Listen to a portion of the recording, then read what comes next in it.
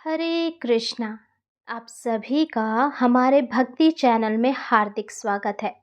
आज हम एक बहुत ही महत्वपूर्ण और पवित्र व्रत अजा एकादशी के बारे में विस्तार से जानेंगे। इसे अन्नदा एकादशी भी कहते हैं। आज हम इस एकादशी का महत्व और इसकी पूजा विधि तथा साल 2025 में इसका पालन कब किया जाएगा, ये सभी जानकारी आपको देंगे। आइए आज की ये पवित्र वीडियो आरंभ करते हैं। भाद्रपद मास के कृष्ण पक्ष में आने वाली इस अन्नदा एकादशी को अजा एकादशी के नाम से जाना जाता है। इस दिन भगवान विष्णु की विशेष पूजा और आराधना की जाती है। यह व्रत सभी पापों का नाश करने वाला और मोक्ष प्रदान करने वाला माना जाता है। पुराणों के अनुसार अजा एकादशी का संबंध राजा हरिश्चंद्र की कहानी से है। वो मैं आपको जानकारी के बाद बताऊंगी। आइए सबसे पहले जानते हैं कि ये पापों से मुक्ति दिलाने वाली पवित्र अन्नदा एकादशी कब है। इसकी कथा सुनने मात्र से व्यक्ति पिछले जन्मों के पापों से भी मुक्त हो जाता है। अजा एकादशी 2025 में मंगलवार 19 अगस्त को मनाई जाएगी। एकादशी तिथि का प्रारंभ होगा 18 अगस्त 2025 शाम 5:22 पर और एकादशी तिथि का समापन होगा 19 अगस्त 2025 को दोपहर 3:32 पर। यदि देखा जाए तो उदया तिथि के अनुसार इस एकादशी का पालन 19 अगस्त को ही किया जाएगा। 19 अगस्त को कुछ मुहूर्त है। उनके समय के बारे में यदि मैं बात करूं तो ब्रह्म मुहूर्त का समय रहेगा सुबह 4:25 से 5:09 तक।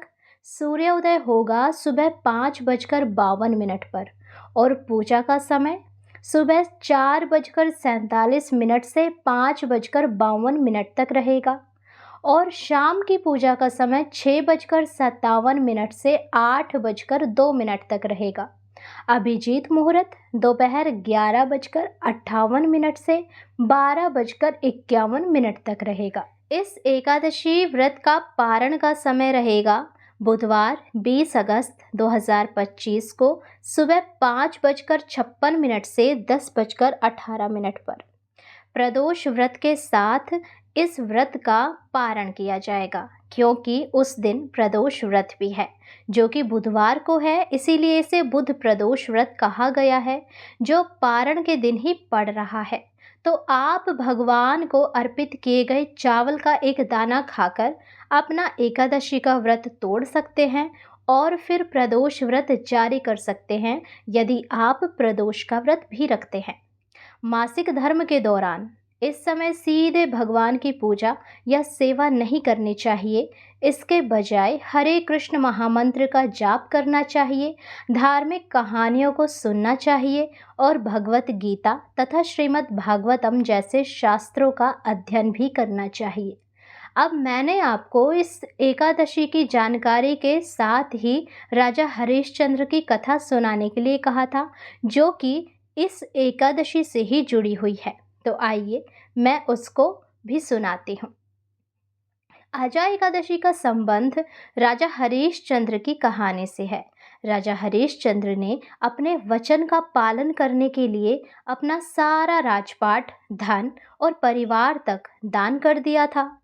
जीवन में अनेक कष्ट सहने के बाद भी उन्होंने धर्म का मार्ग नहीं छोड़ा। एक दिन ऋषि गौतम ने उन्हें अजा एकादशी का व्रत करने की सलाह दी।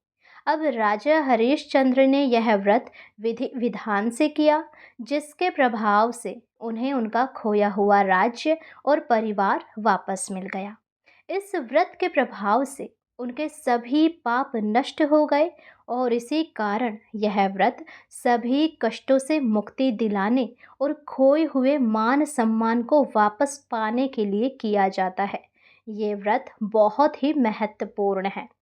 यदि किसी कारणवश आप इस व्रत को ना कर पाएं तो एकादशी के दिन इस व्रत की कथा अवश्य सुनें और साथ ही हमारे चैनल को सब्सक्राइब करें, क्योंकि हमारे चैनल पर हर व्रत त्योहार की कथाएं और जानकारी डाली जाती है। हम अजय एकादशी की कथा, जन्माष्टमी की कथा भी लेकर आएंगे।